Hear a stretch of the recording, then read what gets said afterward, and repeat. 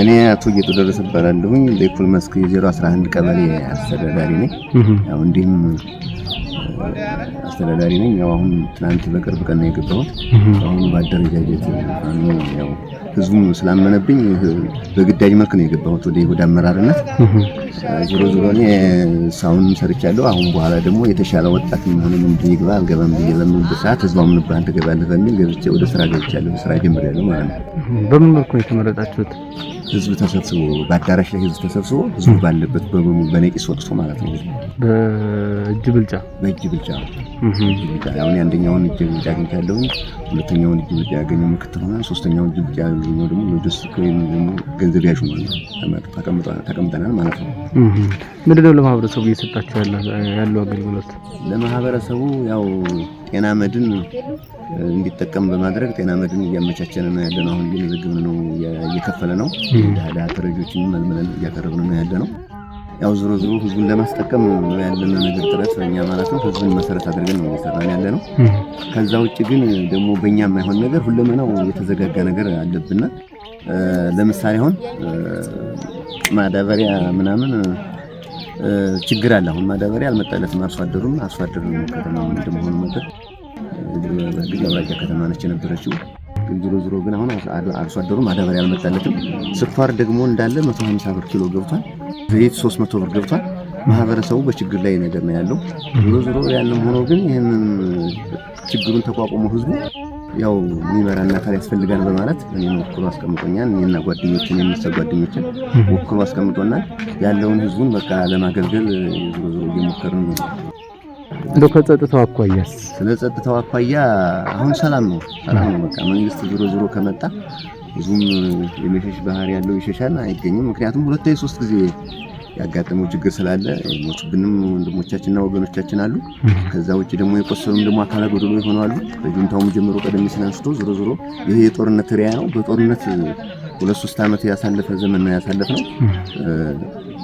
ዞሮ ማህበረሰቡ ያው ያለውን ነገር በቃ ባለው ጉዳይ ላይ እየተገለገለ ይገኛል። ከመንግስት ዙሪያ ላይ ግን ብዙም ያገኘው ነገር የለም። በአብዛኛው ችግር ላይ ነው ያለው።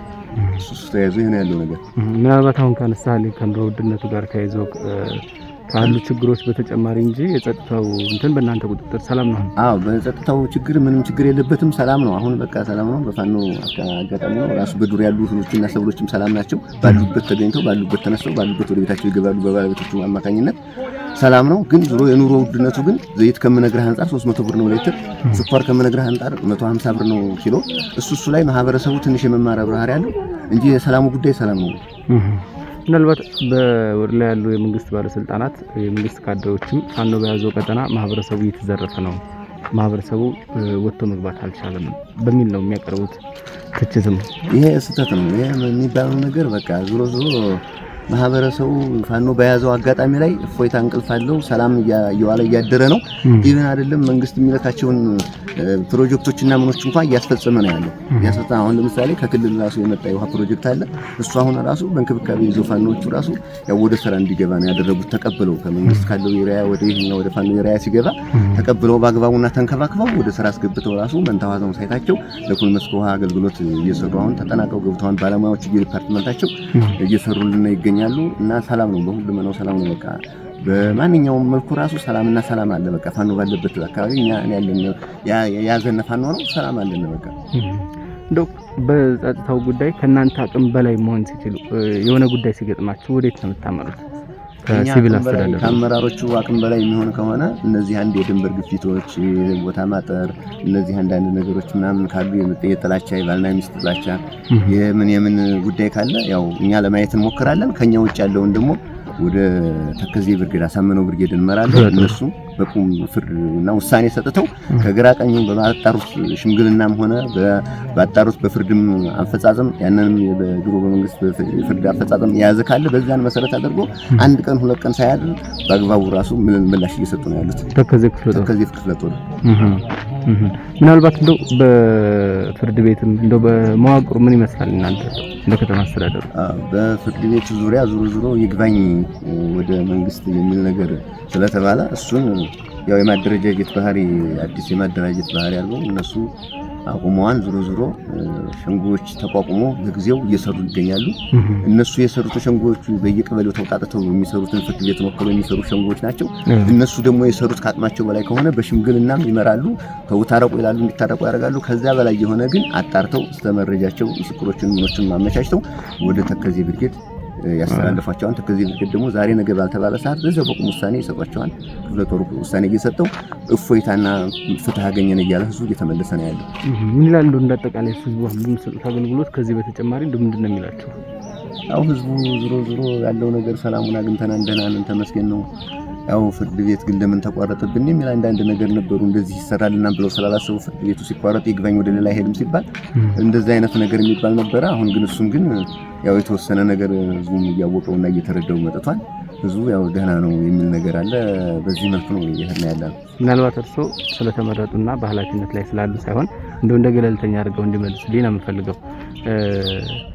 ከዚህ ቀደም በነበረው አስተዳደርና አሁን ካለው አስተዳደር ከፍትህ አንፃር ከጸጥታ አኳያ ማህበረሰቡ የትኛው ይሻላል እንደሚለው እሱን እንግዲህ ዙሮ ከፍትህ አንፃርና ከአስተዳደራዊ አንፃር እንግዲህ አሁን እኔ የምለው እኔ ባለሁበት መተቸት አልችልም። ምክንያቱም ሌላ አካል ብተች ይችላል እንጂ እኔ ባለሁበት ይሄ ነው ብዬ መተቸት ደግሞ ወይ ራሴን ከፍ ባደርግ ጥሩ አይደለም፣ ወይ ራሴን ዝቅ ባደርግ ደግሞ የሚሰጠው ነገር ለኔም ለህሊና እንደው የማህበረሰቡ ምላሽ እንደው ሲገመግሙ ጠቅለል አድርጋችሁ የማህበሩ ምላሽ ያው ዙሮ አሁን ነው ወደዚህም ተደራጅተን የገባነው ገና ቅርብ ቀን ስለሆነ አሁን በአብዛኛው ይሄን ነው ብዬ ለማለት ትንሽ አስተያየት ለመስጠት ይከብደኛል። እንደምታስተላልፉት በተለይ በፋኖ ቁጥጥር ስር ያሉ ቀጠናዎችን ጨለማ አድርገው ለሚሰሩ የመንግስት ኃይሎች እናንተ ምንድነው የምትሏቸው? እኛ ዙሮ ከመንግስት አካል ያለው ከመንግስት የሚመጣ ነገር የማህበረሰቡ ጥቅም ያው ዙሮ ኢትዮጵያዊንና እንደማንኛውም ይምጣልን ነው። ምክንያቱም አሁን ለምሳሌ ስኳር አለ፣ ዘይት አለ፣ ፍርኖ ዱቄት አለ። እነዚህ ለምን ለኛ አይደርሱም የሚል ነገር አለና ዙሮ ያው እንግዲህ በሁለት መንግስት ስለሆነ ያለ ነው። እኛ ያለንበት ፋኖ ነው። መንግስት ያለበት አካባቢ ስኳሩ ምኑም ራሱ እርካሽ ነው ይባላል። እኛ ግን ያለንበት ቦታ ግን በዚህ አይነት መልኩ ስለሆነ ያለው ዙሮ የኑሮ ውድነቱ ከይገባም በላይ ማህበረሰቡን አድቆትና በጣም የአእምሮ ሸክም አድርጎበት ይገኛል። እጅግ አድርገን የማመሰግነው። መልካም የሥራ ዘመን። እሺ እኔም አመሰግናለሁ። መልካም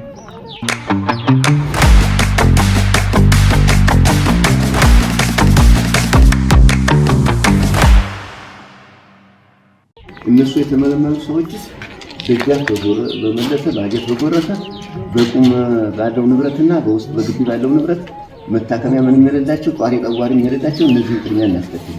የተሻለ ነገር ደግሞ ደጃፍ ደግሞ ገብተው የሚያድሩ ካሉ ደግሞ እነሱ እንዲታከሙ ራሳቸው ከፍለው እንዲታከሙ የሚል ነገር አለ። አሁን ያሟላ የልማት ቡድን ካለ እነዚህ የነጻ ታካሚዎችን መጀመሪያ ማስቀደም ይቻላል። እነሱን አስቀድመን ከዛ በኋላ ደግሞ ደረጃ በደረጃ ራሳቸውን የሚከፍሉ ደግሞ እንዲጠቀሙ አድርገን እናስጠቅምና ወደ ስራ እንግባ በሚለው ላይ እስቲ አንዳንድ ሀሳብ ታሉበትና ይዳራል። በዚህ መጀመሪያ እንደምንምጡት ነገር አለ።